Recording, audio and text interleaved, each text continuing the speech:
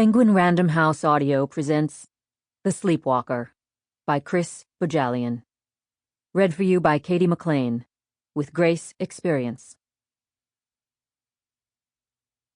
I am terrified by this dark thing that sleeps in me. Sylvia Plath. Part 1. It makes all the sense in the world. You awaken and smell smoke and see that the cat at the foot of your bed is on fire. And so you scoop him up and race to the bathroom and douse him with water in the tub. You reassure him that he'll be fine. He is fine, telling him that everything's okay. You hold him firmly but gently under the faucet because you are worried about his burns. The only thing is, you're not awake. But you're not precisely dreaming either. After all, in the morning the sheets are wet where the cat slept when you both went back to bed, and there is fur in the tub. There are scratch marks on your arms and the back of your hands because the cat was justifiably resistant to the idea of a shower in the middle of the night. And of course, the animal was never on fire. Nothing in the house was on fire. And you're a reasonable person. You know that cats and dogs don't spontaneously combust. But in the middle of the night, in the fidelity of that instant, you were saving the cat's life, and that was all that mattered.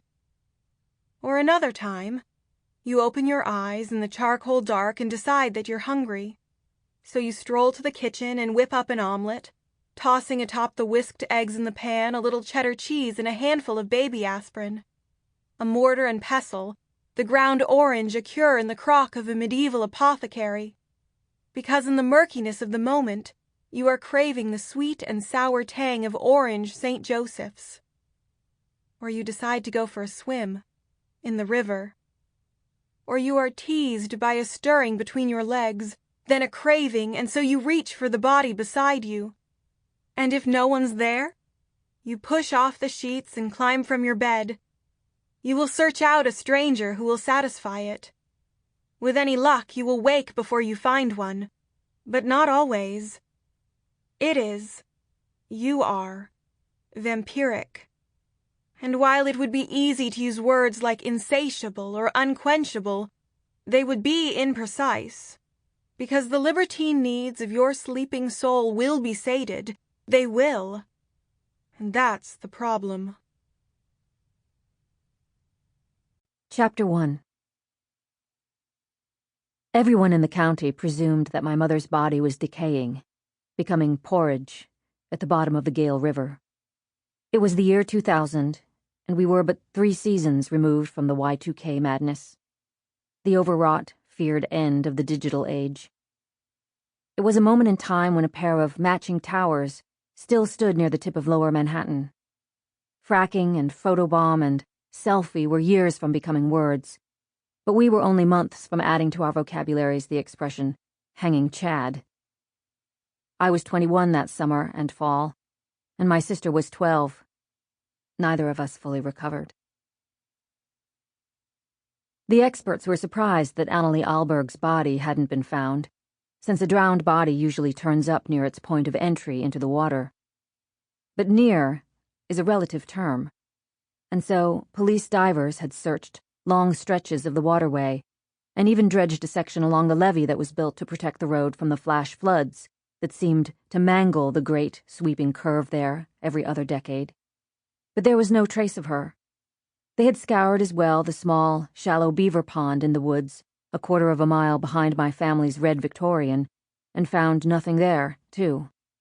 Nevertheless, my younger sister and I thought it most likely that our mother was in that Vermont river somewhere.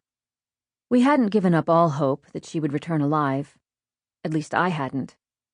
But every day it grew harder to feign optimism for our father, or say the right things, the appropriate things, when people asked us how we were doing. One day after school, a little more than 2 weeks after the police and the mobile crime lab and the Zodiac boats had moved on, when all the tips had proven apparitions, Paige took her swim fins, a snorkel, and a mask, and had gotten as far as the edge of the river before I was able to convince her that she was wasting her time. My sister was sitting on a rock, about 15 feet above the water in her navy blue tank suit with the profile of a seahorse on her hip bone, the suit she wore when she swam laps at the pool at the college where our father taught. Clearly, she meant business. Paige was in the 7th grade then, already a daredevil ski racer to be reckoned with, and in the summer and fall, at her ski coach's urging, most days she swam laps for an hour or so. She was still young enough to believe that she was a force of nature. She still dreamt when she was awake. "You know, the water is so low now you really won't need your fins," I observed, hoping I sounded casual as I sat down beside her.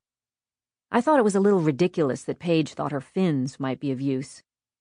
It was the middle of September, and it hadn't rained in Vermont in a month. It hadn't rained since our mother had disappeared, which we viewed as mere meteorological coincidence, not a sign of astrological or celestial relevance. The water was only shoulder high in that part of the river, and the channel was no more than 10 or 12 yards wide. The fins would be an encumbrance, not an asset, to a swimmer as strong as Paige.